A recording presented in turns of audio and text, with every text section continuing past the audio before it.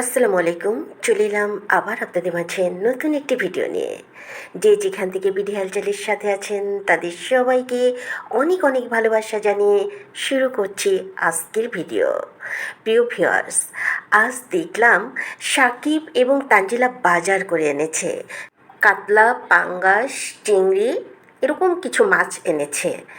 তো সাকিবের মা আসলে কাতলা মাছটা হয়তো বা 3 কেজি, 2.5 কেজি, 3 কেজি হবে, কিংবা তার কমও হতে পারে। 3 কেজির বেশি নয়, আবার 2 কেজির কম নয়, এরকম সাইজ। আর পাঙ্গাস মাছটা হবে 3 কেজির ঊর্ধ্বেই হবে। তো সে সেই মাছ করতে ভয় পাচ্ছে, কারণ কিছুদিন আগে তার হাত কেটে গিয়েছিল।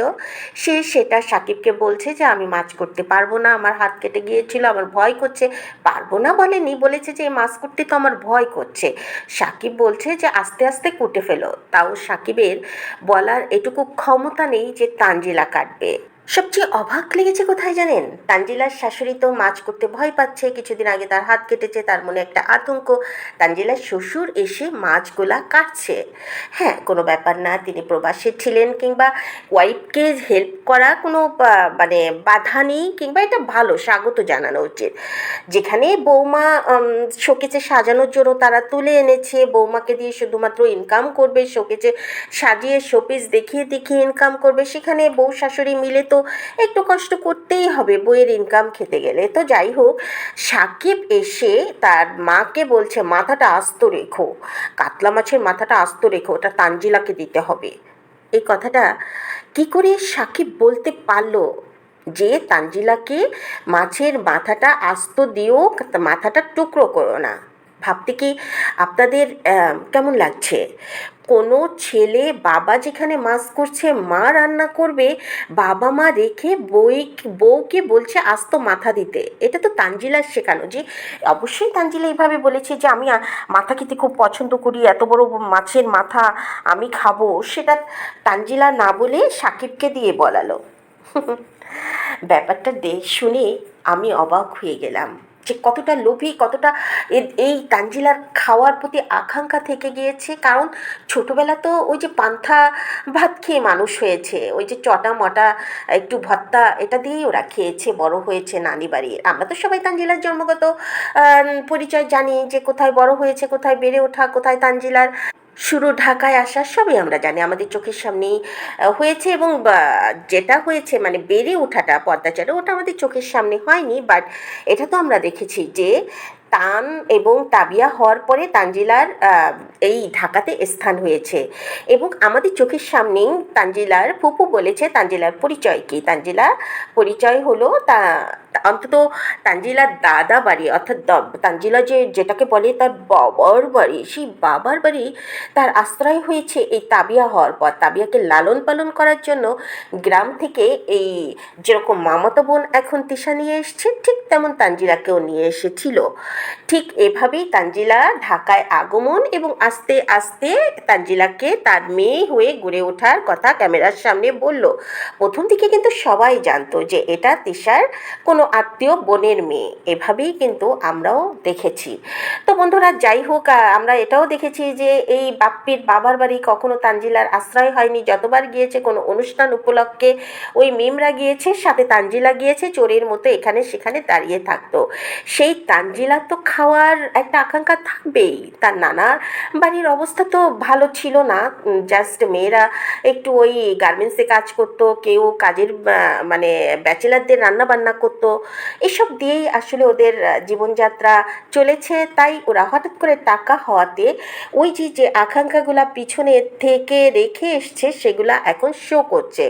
তাই ওরা মানে কে কি পেলো না পেলো, কোথায় কি বলতে হয় না হয়, কি দেখাতে হয় না হয়, এটা ওদের মাথায় কাজ করে না। আর সাকিবকে বলবো সে কী করে পারলো তার বাবাকে কথা বলতে, তার মাকে কথা বলতে যে তানজিলার জন্য মাথাটা আস্ত রেখো। অবাক না? আমি তো অবাক হয়েছি। একেবারে ক্যামেরার সামনে প্রমাণ হয়ে গেল যে এই তানজিলা শ্বশুর শাশুড়িকে কী নজরে দেখে। একেবারে কাজের বুয়া হিসাবে দেখে, তার ছেলের আয়া হিসাবে এখন তানজিলা তার শাশুড়িকে দেখে। তানজিলার শাশুড়ি রান্নাবান্না করছে, কাপড় চোপড় ধুচ্ছে, আবার হ্যাঁ একটা দাদি নাকি কাপড় চোপড় রাখার জন্য ধোয়ার জন্য রেখেছে। তো বাকি সব কাজ কিন্তু তানজিলার এই অনেক সময় শোনা যায় যে তানজিলা নাকি ওই বাচ্চা নিয়ে রাতে ঘুমায়ও না, রাতে উঠে ডিস্টার্ব করে, তাই তার ঘুমের ব্যাঘাত হবে। এই জন্য তানজিলা তার শাশুড়ির কাছে বাচ্চা রাখে, অর্থাৎ আয়ার কাছে বাচ্চা রাখে। তো এই হলো তানজিলার বর্তমান জীবন চলছে। আর ওদিকে আরেকটা কথা বলে রাখি যে এই যে বাটপার বেলাল আজ কি ইঙ্গিত করলো, তার বউ চলে গিয়েছে, তার মার সঙ্গে মানে ঝগড়া হয়ে তার মা এবং বউ এমন কিছু কথা, এমন কিছু কাণ্ড যেটা সে বলতে লজ্জা পাচ্ছে, ক্যামেরার সামনে চোখ রাখতে লজ্জা পাচ্ছে, মুখে মানে আবার বলছে যে আমার বউয়ের দোষ না। কি হতে পারে, ওর মা কি তবে বিয়ে করেছে? এই যে এই বেলালের মা কি তবে তাহলে বিয়ে করেছে, নাকি বেলাল শুধু ভিউ ধরার জন্য এই ধরনের একটা নাটক সাজাচ্ছে, এই ধরনের ক্যাপশন দিচ্ছে? কিন্তু আমরা সে বলেছে যে আগামী দিন অপেক্ষা করেন, সে নাকি দেখাবে যেটা সে মুখে বলতে লজ্জা বোধ করছে। এবং তার বউ নাকি বলেছে এটা দেখাতে, তার বউ নাকি বলেছে গ্রাম থেকে নিয়ে আসতে। কি সেটা? তার চাচা? হঠাৎ করে ওই যে লম্বা শুকনা একটা চাচা, কালো মতো, সবসময় এদের বাসায় শুকিয়ে দুঃখে থাকতো, লেটকিয়ে থাকতো, সেই চাচাকে দেখা যাচ্ছে না, কোথাও না, কারোর ভিডিও তো না। এই যে আকিকা গেল, ওই চাচা কিন্তু সবসময় রান্না বান্না করতো, সেই চাচাকেও কিন্তু দেখা যায়নি। সেই চাচার সঙ্গে কি ওর মা তবে অবশেষে বিয়ে করলো? এরকম কিছু আমার তো মনে হয়, এরকম কিছু। তা না হলে এমন কি যে লজ্জা পাচ্ছে ক্যামেরার সামনে, মানে চোখ রাখতে পারছে না বেলাল? আমি তো মানে মাথায় আমার আসছে না ব্যাপারটা কি ঘটতে যাচ্ছে, ব্যাপারটা কি হচ্ছে। এদিকে বেলাল ব্যবসাটাও দিয়ে দিয়েছে শারমিনকে, শারমিন নাকি এগুলা নাকি খুব কমে ছেড়ে দিচ্ছিল, লটে ছেড়ে দিচ্ছিল, সেটা শারমিন 3 গুণের বেশি টাকা দিয়ে তার ভাইয়ের কাছ থেকে এগুলা নিয়ে এসছে। সব মিলিয়ে দেখি আমরা কাল পর্যন্ত অপেক্ষা করে বেলাল কি দেখাতে চাচ্ছে, যেটা খুবই লজ্জা। সে ক্যামেরার চোখ রাখতে পারছে না, মুখে উচ্চারণ করতে পারছে না, তার বউ ঘর থেকে বের হয়ে গেল, বোনেরা এসে নিয়ে গেল। তো আমরা অপেক্ষা করি। আর হ্যাঁ বন্ধুরা, আপনাদের বলেছিলাম না যে ওটা তেষার বোন, অপেক্ষা করেন, তেষার বোন বলে কথা। তেষার বোনের আজকে, অর্থাৎ মামাতো বোন যাকে সার্ভেন্ট ওই বাড়ির হেল্পিং হ্যান্ড হিসাবে নিয়ে এসছে, সেই বোনের আজকের কথাবার্তা শুনে আপনাদের কি মনে হয়েছে? তিশা ক্যাটাগরির না? ওটা তিশার বোন, মনে রাখতে হবে, ওটা তিশার বোন। হাজার হলেও তিশাদের গ্রুপটা এমনই, সে মামা গ্রুপ হোক আর মার গ্রুপ হোক। মা যদি ভালো হতো, মেয়ে এত কখনোই খারাপ হতো না। আর মার বংশধর যে ভালো হলে মা তাহলে অত খারাপ হতো না। এই যে তিশার মা বাবার দুটো বংশেই বেহায়াতে ভরা, যা তার প্রমাণ কিন্তু এই মামাতো বোন। দুদিন না আসতেই সে ক্যামেরার সামনে ফ্রি হয়ে গিয়েছে, সে বিভিন্ন রকম কথা বলছে, বিভিন্ন রকম মানে ভালোই দেখলাম ঠাস ঠাস করে কথা বলছে। এত সহজে কিন্তু তার যদি সে মনক্ষুণ্ণ থাকতো, যদি সে এখানে থাকার ইচ্ছা না থাকতো, তাকে জোর করে আনা হয়েছে, এরকম কিছু হতো, তাহলে কিন্তু এত সহজে সে এরকম ইজি হতে পারতো না। সে এখন যথেষ্ট ইজি, শুধু ইজি নয়, সে ভালো আছে, সুন্দর আছে, এই পর্যন্ত যা দেখা যাচ্ছে। জানি না পারুল খালাকে রাখবে কিনা, কারণ আজকে নিশি কিছু আবেগপ্রবণ হয়ে এই যে পারুল খালাকে যে রাখতে চায় না, তার কিছু ইঙ্গিত সে দিয়ে দিয়েছে যে পারুল খালা তার মায়ের স্মৃতি, পারুল খালা তার সঙ্গে যে কথা বলে না, পারুল খালার নাম্বারও নাকি নিশির কাছে নেই। এটা ভাবা যায়, পারুল খালার নাম্বার নিশির কাছে নেই?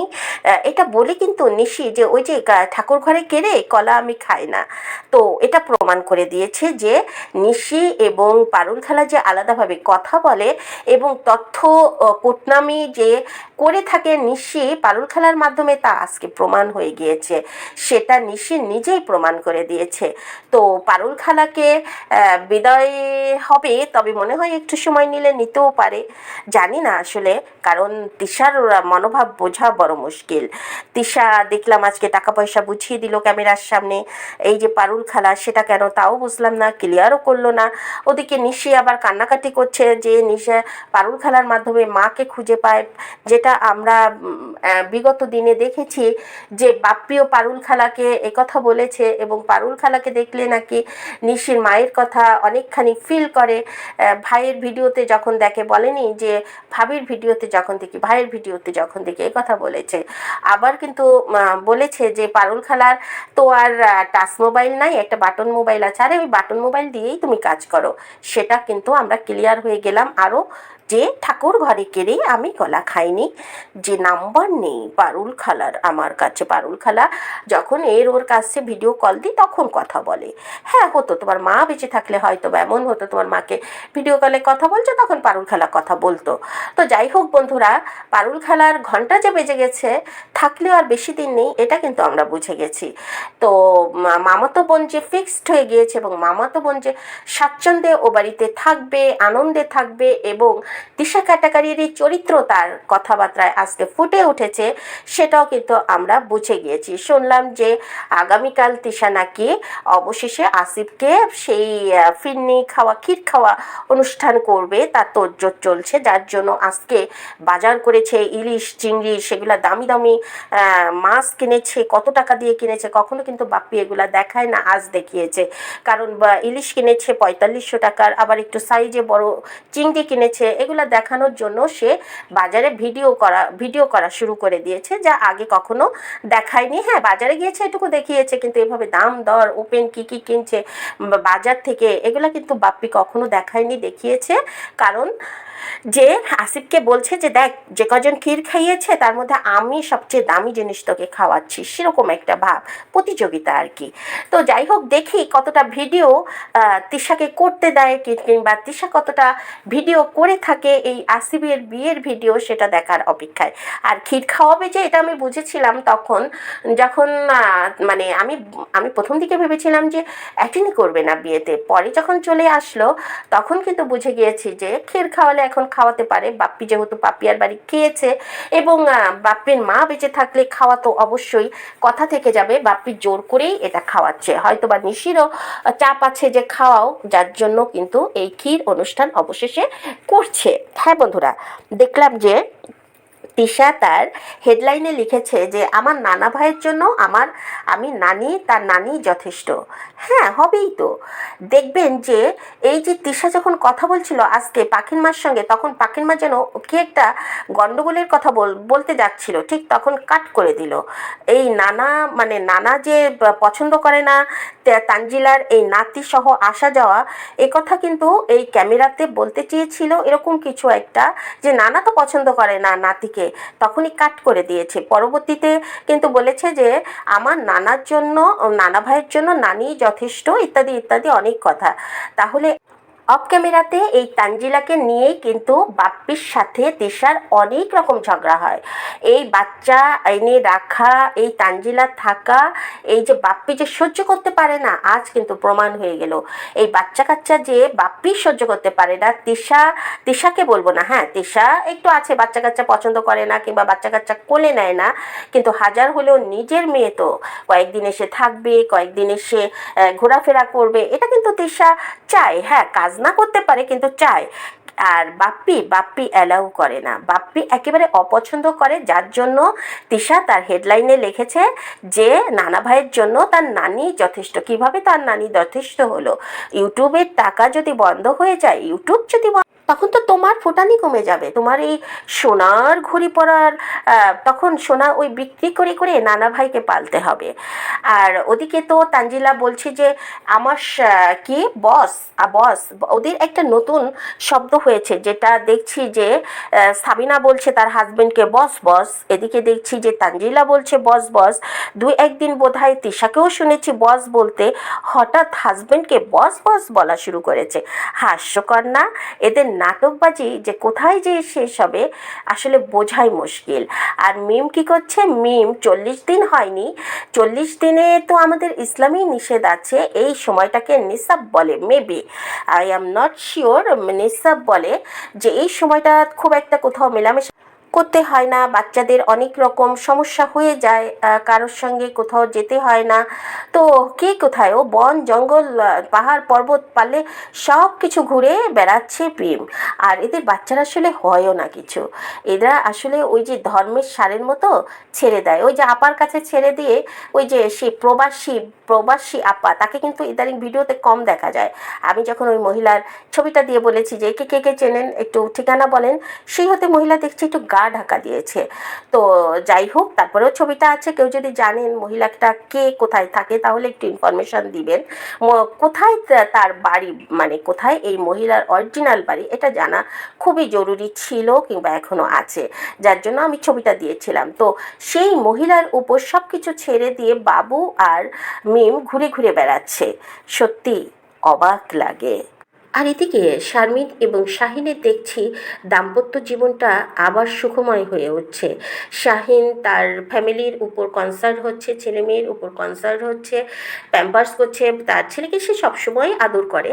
এদিকে 4 মাস পর শ্বশুরবাড়ি গিয়েছে, সেটা বারবার বলছে 4 মাস পর, তার মানে ভাবতে পারেন আমরা 4 বছর পর শ্বশুরবাড়ি যেতে পারি কি না আমাদের হাজব্যান্ডকে নিয়ে, আর সেখানে 4 মাস পর গিয়েছে। কত আফসোস এই শাহিনের। যাই হোক বন্ধুরা, শাহিন যেন তার সংসার নিয়ে সুখে শান্তিতে থাকে, শারমিন যেন তার হাজব্যান্ডকে সুখে শান্তিতে রাখতে পারে। তবে শাহিন খুব খুঁচিয়ে খুঁচিয়ে কথা বলে, ওই যে দেখা হলেই বলল যে এই যে দেখেন না কি সুন্দর, কিন্তু ওর মনে খুব কুটিল। আমি জানি না কেন এই কথা বলে, আমার তো মনে হয় তোর বোনদের চাইতে, হ্যাঁ শাহিন, তোর বোনদের চাইতে শারমিন বোধ হয় স্ট্রিট ফরওয়ার্ড, বাট কুটিলতা অতটা নেই মনে।